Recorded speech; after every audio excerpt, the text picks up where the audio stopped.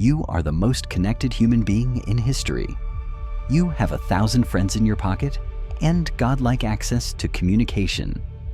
So why do you feel that hollow ache in your chest the moment you put your phone down?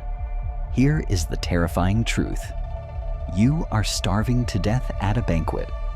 We have traded eye contact for view counts and intimacy for algorithms. We're drowning in noise, yet dying of thirst for genuine connection. This isn't just loneliness. This is engineered social malnutrition. The modern world has been architected to keep you isolated, weak, and addicted to the screen. In this video, I will expose the cage you are living in and exactly how to break out before you lose your mind completely. The silent collapse. To understand the scale of this catastrophe, we have to look beyond your personal feelings and look at the architecture of the modern world. We are currently living through what sociologists call a social recession, but I prefer to call it the Great Filtering. Never in human history have we lived in such close physical proximity to one another. If you live in a city, you are likely within 10 meters of hundreds of other human beings right now. You can hear them walking through the ceiling. You can hear their traffic outside your window. You are surrounded by the biomass of humanity. Yet, statistically, you have never been further apart. We have constructed a society that is effectively a crowded solitary confinement. Look at the data. Since the adoption of the smartphone, the time we spend with friends face-to-face has collapsed by nearly 70%. This is not a gentle decline. It is a cliff. We are witnessing the complete extinction of the third place. The parks, the community centers, the local bars, places where connection used to happen organically.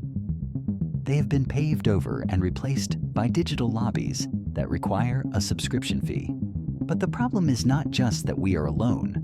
The problem is that we are biologically incompatible with this isolation. Your brain is a piece of hardware that evolved over 200,000 years to function within a tribe. It is designed to read micro-expressions, to hear the tone of a voice, and to feel the presence of another mammal. When you strip that away and replace it with text on a screen, your brain enters a state of panic. It registers this isolation as a physical threat. This is why you feel that low-level anxiety humming in the background of your life. It is your primal brain screaming that you have been abandoned by the tribe. In the wild, solitude meant death. Today, solitude is just a Tuesday night.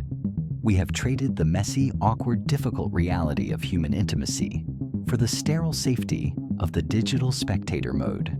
We watch other people live. We watch other people fall in love. We watch other people argue.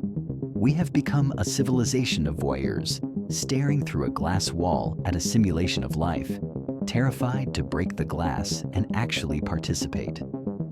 And the most terrifying part? We are doing this voluntarily. We are choosing the safety of the screen over the risk of the real. We are slowly forgetting how to speak the language of human connection. And with every day that passes, the silence grows louder. The dopamine trap. It is easy to blame yourself. It is easy to look in the mirror and think that you are simply unlikable, or that you have lost the ability to socialize. But that is exactly what they want you to think. The truth is that your isolation is not a bug. It is a feature. It is a highly profitable product feature designed by some of the smartest engineers in Silicon Valley. You have to understand the business model of the internet. These platforms do not sell a product to you. They sell you to advertisers. And to do that, they need your attention. They need your eyes glued to the glass for as many hours as possible. Now, ask yourself, what keeps a human being engaged the longest? Is it contentment? Is it fulfillment? Is it a deep, meaningful conversation with a friend? No. Those things make you put the phone down. Those things make you go outside. The emotion that keeps you scrolling is deficiency. It is the feeling that you are missing out. It is the feeling that you are not enough. It is the feeling of loneliness. The algorithm has learned that a lonely user is a profitable user. When you are lonely, you seek dopamine. You scroll to find a connection that isn't there. You click on the notification. You watch the next video. You are stuck in a loop of seeking and never finding. These apps are designed using the same psychological principles as slot machines. They are variable reward systems. Sometimes you get a like, sometimes you don't. Sometimes you see something funny, sometimes you see something that makes you angry. This unpredictability hacks your dopamine receptors and creates a chemical addiction that is stronger than willpower. So, they engineered a world where digital interaction is frictionless, but physical interaction is terrifyingly difficult. Why go out and risk rejection when you can swipe right?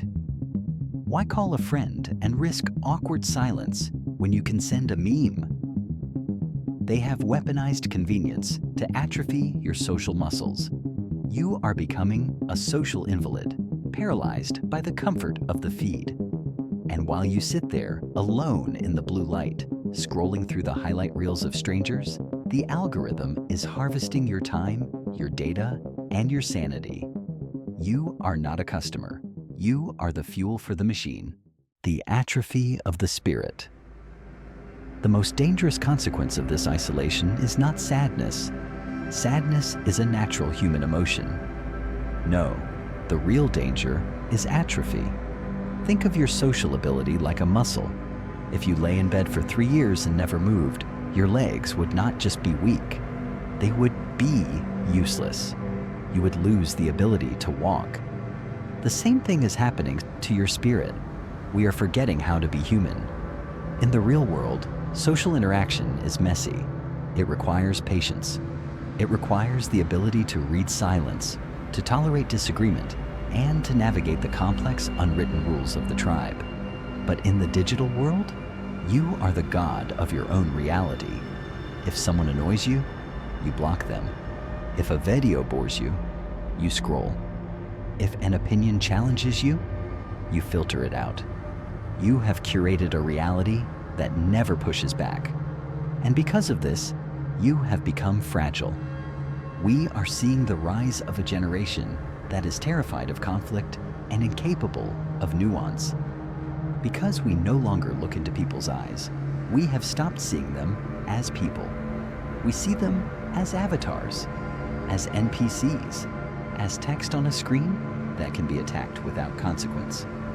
Empathy requires presence, and we are never present. This is why the world feels so angry. It is not because people are evil, it is because we are lonely.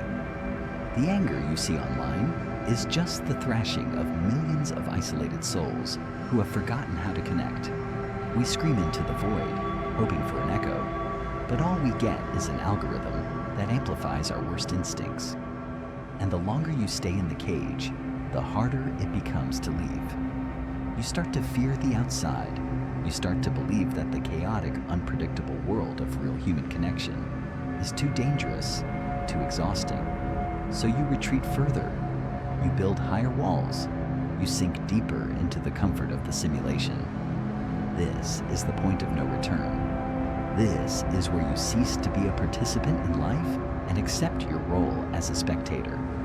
You become a ghost in your own story, haunting a digital graveyard, watching life happen to other people while you slowly fade away. The return to zero. So, how do you escape a prison that you built yourself? How do you reconnect with a world you have forgotten how to touch? The answer is simple, but it is brutally difficult. You have to wake up. You have to realize that the discomfort you feel when you put your phone down is not a symptom of sickness. It is a symptom of recovery. It is the feeling of your dormant humanity coming back online. The path out of the cage is not digital. There is no app for this. There is no hack. The only way out is through the terrifying, awkward, beautiful reality of the analog world. You must become an apostate, to the religion of convenience. Start today.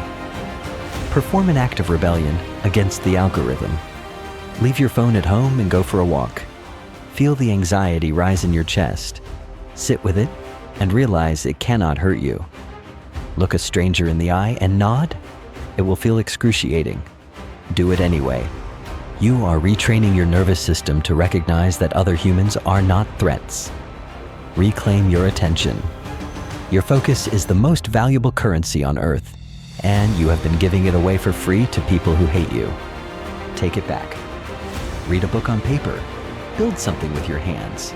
Sit in silence in a room and just exist without needing to be entertained for 5 minutes. You need to seek out friction. Join a club. Volunteer. Go to a place where people gather around a shared purpose, not just a shared Wi-Fi connection. You will find that when you strip away the screens, people are just as desperate for connection as you are. They are waiting for someone brave enough to break the ice. This is not about becoming a Luddite or living in the woods. It is about taking control of the tools instead of letting the tools control you. It is about deciding that you will no longer be a passive spectator in your own life. The digital world is a hallucination. It is a brightly colored shadow on the wall of a cave. The real world is waiting for you outside, cold and bright and terrifyingly real. It is time to step out of the cage. It is time to stop watching and start living. Wake up.